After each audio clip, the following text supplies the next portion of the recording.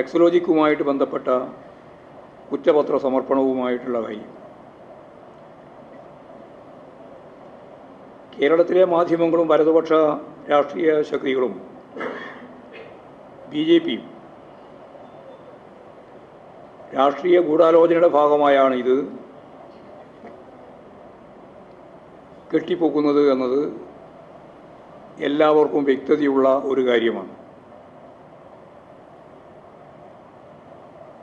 എക്സലോജിക്കിനെ എന്തിനാണ് വലിച്ചിഴക്കപ്പെടുന്നത് എന്ന കാര്യം സൂക്ഷ്മമായിട്ട് പരിശോധിച്ചാൽ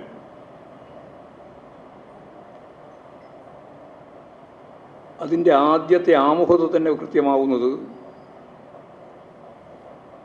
ഏതെങ്കിലും കമ്പനിയുമായിട്ട് ബന്ധപ്പെട്ട പ്രശ്നത്തിൻ്റെ ഭാഗമായിട്ട്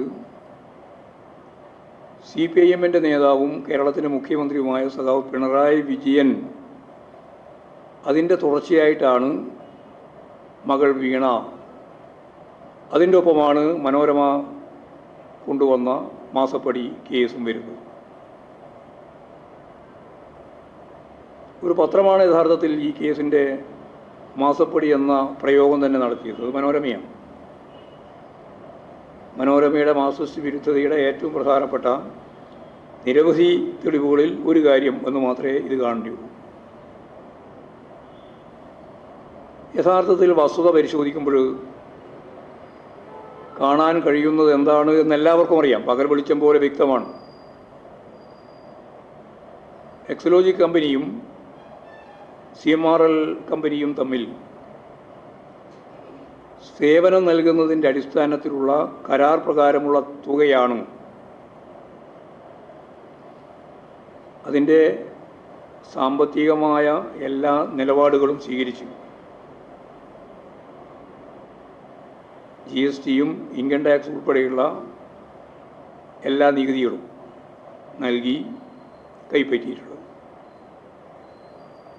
സുതാര്യമായിട്ട് നടന്ന ബാങ്ക് വഴിയുള്ള ഈ ഇടപാട് നേരത്തെ പറഞ്ഞ പോലെ എല്ലാ നികുതികളും അടച്ച രേഖകളും ഇക്കാര്യത്തിലുണ്ട്. അപ്പോൾ സുതാര്യമായി രണ്ട് കമ്പനികൾ തമ്മിൽ നടന്ന ഇടപാടുകളാണ് തെറ്റായ രീതിയിൽ മുഖ്യമന്ത്രിയുടെ പേരുപയോഗിച്ച് സഖാവ് പിണറായി വിജയൻ്റെ മകളായിപ്പോയി എന്നുള്ള കാരണം കൊണ്ട് അതിലേക്ക് വലിച്ചിഴക്കുന്ന രാഷ്ട്രീയ പ്രേരിതമായ നിലപാട് സ്വീകരിച്ചു. അപ്പോൾ സ്വാഭാവികമായിട്ടും ഇത്തരത്തിലുണ്ടാകുന്ന കാര്യങ്ങൾ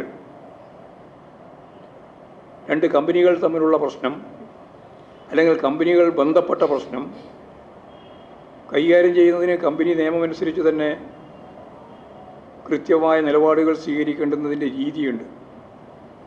എല്ലാവർക്കും അറിയുന്ന കാര്യം തന്നെയാണത്. അതിനടിസ്ഥാനപ്പെടുത്തിയുള്ള പരാതികൾ പരസ്പരം കൈമാറുന്ന നിലയും നമ്മൾ കണ്ടിട്ടുള്ളതാണ്.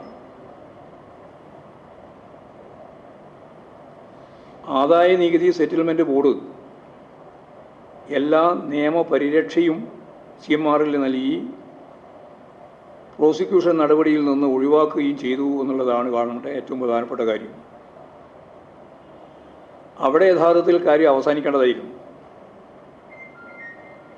അവിടെയാണ് മുഖ്യമന്ത്രിക്കെതിരായി രാഷ്ട്രീയ പ്രേരിതമായിട്ട് ഈ കേസിനെ രൂപപ്പെടുത്താൻ വേണ്ടിയുള്ള രാഷ്ട്രീയ ഗൂഢാലോചന അരങ്ങേറുന്നത്.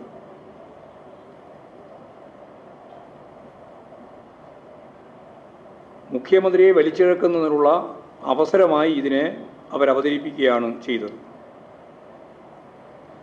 സാധാരണ ഏത് കാര്യത്തിലും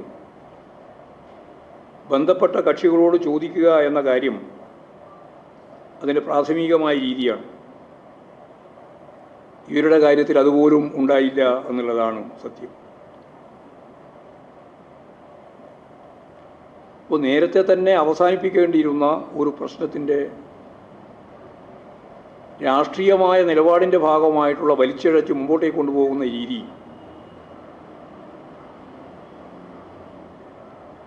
അത് രാഷ്ട്രീയമായ കാഴ്ചപ്പാടോടുകൂടി തന്നെയാണ് രൂപപ്പെട്ടത് എന്ന കാര്യം സത്യസന്ധതയോടുകൂടി കാര്യങ്ങൾ മനസ്സിലാകുന്ന എല്ലാവർക്കും അറിയാം. ഈ അവസരത്തെ ഉപയോഗപ്പെടുത്തി വിജിലൻസ് കോടതിയിൽ മൂവാറ്റുപുഴയിൽ ഗിരീഷ് എന്ന ഒരാൾ മുഖ്യമന്ത്രിക്കെതിരെ കേസെടുക്കണം എന്ന വാദം വിജിലൻസ് കോടതിയിൽ ഉന്നയിക്കുകയുണ്ടായി. കോടതി അത് തള്ളി. അതിൻ്റെ അപ്പീൽ ഹൈക്കോടതിയിൽ വന്നു. അതിൻ്റെ അപ്പീൽ ഹൈക്കോടതിയിൽ നടന്നുകൊണ്ടിരിക്കുന്ന ഘട്ടത്തിലാണ് SFIO അന്വേഷണത്തിന് PC ജോർജിൻ്റെ മകൻ ഷോൺ ജോർജ് കത്ത് കൊടുത്തത്. ഇതെല്ലാം പരസ്പരം ബന്ധപ്പെട്ട് നിൽക്കുകയാണ്.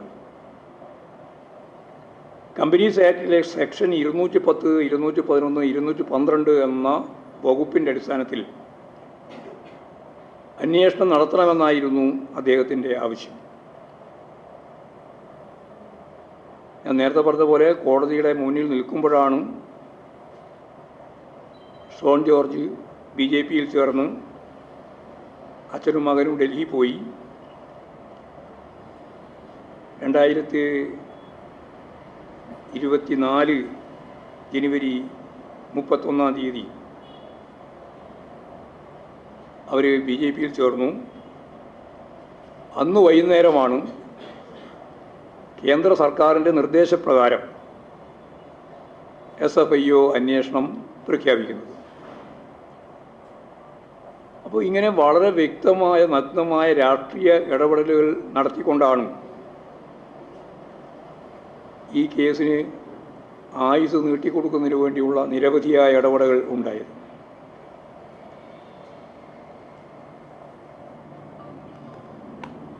ഇപ്പോൾ കേന്ദ്ര സർക്കാരും BJPയിലേക്ക് ചേർന്ന് പോയ ഈ പുത്തൻ കൂറ്റുകാരുമെല്ലാം ചേർന്ന് അതിനോടൊപ്പം മാത്യു കുളനാടൻ എന്ന MLA ഇവരെല്ലാം ഒപ്പം നിരവധി മേഖലയിൽ കോടതിയിൽ, വിജിലൻസ് കോടതിയിൽ, ഹൈക്കോടതിയിലൊക്കെ കേസ് നൽകി. അതിൻ്റെ ഓരോ ഭാഗം ഞാൻ വിശദീകരിക്കുന്നില്ല, പറഞ്ഞു കഴിഞ്ഞാണ്. 3 വിജിലൻസ് കോടതികളും ആ കേസ് തള്ളി. അതിൻ്റെ മേലെ അപ്പീൽ പോയി ഹൈക്കോടതിയിൽ നിന്നാണ് നീതി ലഭിക്കാൻ പോകുന്നത് എന്ന് പറഞ്ഞിട്ട് അവിടെ പോയപ്പോൾ കോടതി അവിടെയും പൂർണ്ണമായിട്ട് നിരാകരിച്ചു. ഇവിടെ സീരിയസ് ഫ്രോഡ് ഇൻവെസ്റ്റിഗേഷൻ ഓഫീസർ, അതാണ് ഈ SFIO എന്നതുകൊണ്ട് അർത്ഥമാക്കുന്നത്. ആ ആക്ടിലെ വ്യവസ്ഥയിൽ എന്തെങ്കിലും ലംഘനം നടന്നിട്ടുണ്ടോ എന്ന് പരിശോധിക്കുക എന്നതാണ് ഈ ഏജൻസിയുടെ ചുമതല. കോടതിയുടെ മുമ്പിൽ നിൽക്കുന്ന ഒരു പ്രശ്നത്തിൽ ധൃതി പിടിച്ച് നടപടി സ്വീകരിച്ച് മുന്നോട്ടേക്ക് പോകേണ്ട ഒരു സാഹചര്യവും ഇതിൻ്റെ ഭാഗമായിട്ട് ഉണ്ടായിരുന്നില്ല. അതിപ്പോഴാണ് കൂടുതൽ വ്യക്തമായി പുറത്തു വന്നത്. സ്വാഭാവികമായിട്ടും ആ കോടതിയുടെ അവസാന വിധി വരുന്നതിന് മുമ്പ് നേരത്തെ പറഞ്ഞതുപോലെ ധൃതി പിടിച്ച് ഇപ്പോൾ കുറ്റപത്രം സമർപ്പിക്കുന്നു എന്നും അതിൻ്റെ ഭാഗമായിട്ടുള്ള നടപടികൾ ആരംഭിക്കുന്നു എന്നും ഒക്കെ പ്രഖ്യാപിച്ച് നടത്തിയിട്ടുള്ള കാര്യം തദ്ദേശ സ്വയംഭരണ സ്ഥാപനങ്ങളിലേക്കുള്ള തിരഞ്ഞെടുപ്പും അതിൻ്റെ തുടർച്ചയായിട്ട് വരാൻ പോകുന്ന അസംബ്ലി തിരഞ്ഞെടുപ്പും മുന്നിൽ വെച്ചുകൊണ്ട് കഴിഞ്ഞ അസംബ്ലി തിരഞ്ഞെടുപ്പിൻ്റെ ഘട്ടത്തിൽ നടത്തിയതുപോലെ കേരളത്തിലാണെങ്കിൽ പുതിയ BJP പ്രസിഡന്റ് കൂടി രംഗത്ത് വന്ന അവസരം കൂടി ഉപയോഗപ്പെടുത്തി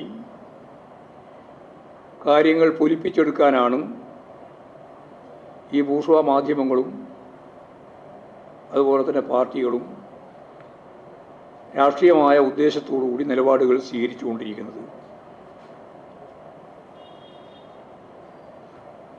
കേന്ദ്ര ഏജൻസികൾ പലപ്പോഴും എടുത്തുകൊണ്ടിരിക്കുന്ന സമീപനങ്ങൾ ഏകപക്ഷീയമായ രീതിയിൽ പ്രതിപക്ഷ രാഷ്ട്രീയ പ്രസ്ഥാനങ്ങൾക്കും ഗവൺമെൻറ്റിനുമെതിരായിട്ടുള്ളതാണ് എന്നുള്ളതിന് തെളിവ് കൊടകര കുഴൽപ്പണ കേസിൽ കേന്ദ്ര ഏജൻസിയുടെ പരിഹാസ്യമായ നിലപാട് എന്തായിരുന്നു അവരുടെ ലക്ഷ്യമെന്ന് കേരളത്തിലെ ജനങ്ങൾക്ക് പകൽ വെളിച്ചം പോലെ മനസ്സിലാക്കാൻ സാധിച്ചിട്ടുള്ള ഒന്നാണ്. ഹൈക്കോടതിയുടെ നിർബന്ധത്തിന് വഴങ്ങി കൊടകര കുഴൽപ്പണ കേസ് അന്വേഷിച്ചപ്പോൾ പരിഹാസ്യമായ രീതിയിൽ BJP നേതൃത്വത്തെ സംരക്ഷിക്കാൻ അവിടെ സമർപ്പിച്ച കുറ്റപത്രം എല്ലാവർക്കും മനസ്സിലാക്കാൻ സാധിക്കുന്ന കാര്യമാണ്. കരുവന്നൂർ കേസുമായിട്ട് ബന്ധപ്പെട്ട പ്രശ്നത്തിലും ഹൈക്കോടതി നിശിതമായ വിമർശനമാണ് പക്ഷപാതപരമായ നിലപാട് സ്വീകരിച്ച കേന്ദ്ര ഏജൻസികൾക്കെതിരായിട്ട് അവിടെയും ഉണ്ടായത്. സ്വർണ്ണക്കള്ളക്കടത്ത്, ബിരിയാണി ചെമ്പിൽ സ്വർണം കടത്തൽ തുടങ്ങിയ കള്ളക്കഥകളുമായിട്ട് കഴിഞ്ഞ പ്രാവശ്യം രംഗത്ത് വന്ന അവരുന്നയിച്ച എല്ലാ കാര്യങ്ങളും എങ്ങനെയാണോ അവസാനം ഇല്ലാതായത്, അതുപോലെ ഇപ്പോൾ ഉന്നയിച്ചു കൊണ്ടുവരുന്ന ഈ രാഷ്ട്രീയ ലാക്കോടുകൂടിയുള്ള രാഷ്ട്രീയ ഗൂഢാലോചനയുടെ ഭാഗമായിട്ടുള്ള ഈ കാര്യവും ആവിയായി മാറുമെന്ന കാര്യത്തിൽ യാതൊരു സംശയവും ഞങ്ങൾക്കില്ല. കേരളത്തിലെ ഇടതുപക്ഷ ജനാധിപത്യ മുന്നണി ഗവൺമെൻറ്റിനെയും അതിൻ്റെ ഏറ്റവും പ്രതിച്ഛായയുള്ള കേരളത്തിൻ്റെ മുഖ്യമന്ത്രിയെയും തകർക്കുന്നതിന് വേണ്ടി രാഷ്ട്രീയമായ ഉദ്ദേശത്തോടുകൂടി ഇപ്പോഴും വൻ പ്രചാരവേല നടത്തി കൈകാര്യം ചെയ്തുകൊണ്ടിരിക്കുന്ന ഈ പ്രശ്നത്തെ ഫലപ്രദമായ നിയമയുദ്ധത്തിൻ്റെയും അതുപോലെ തന്നെ ചൂണ്ടിക്കാണിക്കാനും മുഖ്യമന്ത്രിക്കും മകൾക്കുമെതിരായി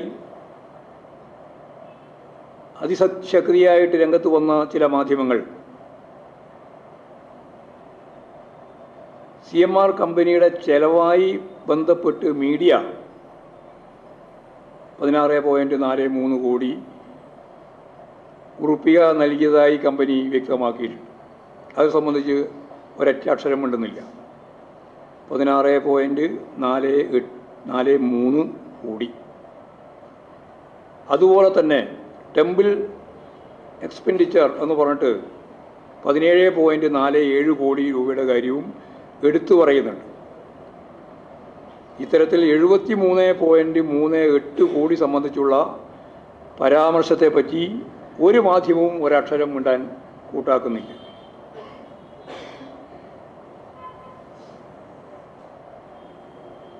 അതേപോലെ കമ്പനിയിൽ നിന്ന് പണം കൈപ്പറ്റിയിട്ടുള്ള UDFൻ്റെ നേതാക്കന്മാർ സമ്മതിച്ച ആളുകളുണ്ട്. അവരെ സംബന്ധിച്ചും ഒന്നും പറയാൻ ഇവർക്ക് താല്പര്യമില്ല. അപ്പോൾ ഞാൻ നേരത്തെ പറഞ്ഞതുപോലെ രാഷ്ട്രീയമായ ഉദ്ദേശത്തോടുകൂടി വരുന്ന തദ്ദേശ സ്വയംഭരണ സ്ഥാപനങ്ങളിലേക്കുള്ള തിരഞ്ഞെടുപ്പിൻ്റെയും അതിനുശേഷം നടക്കാൻ പോകുന്ന അസംബ്ലി തിരഞ്ഞെടുപ്പിൻ്റെയും ഒലിപ്പിച്ചെടുക്കാൻ സാധിക്കുന്ന ഒരു ഇന്ധനമാക്കി ഇതിനെ മാറ്റാനാണ് ശ്രമിച്ചുകൊണ്ടിരിക്കുന്നത്. ഇതിൻ്റെ പിന്നിലുള്ള രാഷ്ട്രീയം ജനങ്ങൾ കൃത്യമായിട്ട് തിരിച്ചറിയും എന്ന് തന്നെയാണ് ഞാൻ പ്രതീക്ഷിക്കുന്നത്. കോടിയേരിയുടെ മകൻ്റെയും ഈ കേസിൻ്റെയും കാര്യം താരതമ്യം ചെയ്തുകൊണ്ട് ചില വാർത്താ മാധ്യമങ്ങൾ രംഗത്ത് വരികയുണ്ട്. ഇതിന് രണ്ടും രണ്ടായിട്ട് തന്നെയാണ് കാണേണ്ടത്. കോടിയേരിയെ പരാമർശിക്കാൻ വേണ്ടി കോടിയേരിയുടെ മകനെ ചിത്രീകരിച്ചതല്ല. കോടിയേരിയുടെ മകൻ്റെ പ്രശ്നത്തിൽ പാർട്ടി നിലപാടുണ്ട്, അതുപോലെ തന്നെ കോടിയേരിയുടെ നിലപാടുണ്ട്. അത് അവർ തന്നെ കൈകാര്യം ചെയ്യുമെന്നുള്ളതാണ്. ഇത് നേരെ മറിച്ചാണ്. പിണറായി വിജയൻ എന്ന കേരളത്തിലെ മുഖ്യമന്ത്രിയുടെ CPIM നേതാവിൻ്റെ മകൾ എന്ന പ്രയോഗത്തിലൂടെയാണ് ഈ കേസ് രൂപപ്പെടുത്താൻ തന്നെ ശ്രമിക്കുന്നത്. താരതമ്യം ചെയ്യാൻ സാധിക്കുന്ന ഒന്നാണ് എന്ന് ഇതിനെപ്പറ്റി പറയാൻ കഴിയുന്നതല്ല.